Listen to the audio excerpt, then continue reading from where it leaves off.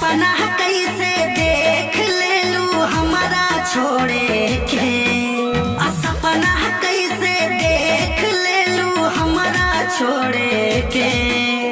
कहाँ से हुनर लाइलू हो दिलवा तोड़े के, कहाँ से हुनर लाइलू हो दिलवा तोड़े के।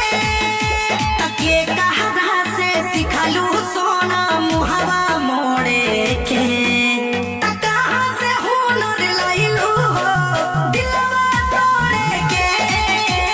कहाँ से हुनर लाइलू हो दिलवा तोड़े के।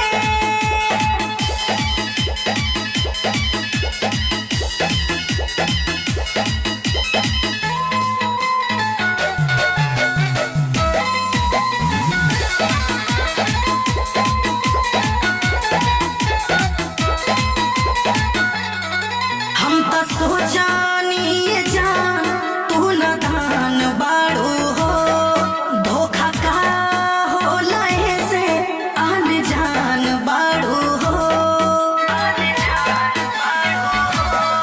हम तो सोचानी ये जान तू नादान बाड़ू हो, धोखा का हो लहे से अनजान बाड़ू हो।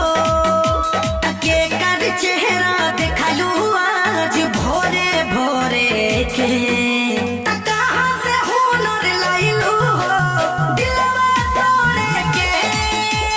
कहाँ से हुनर लाइलू हो दिलवा तोड़े के।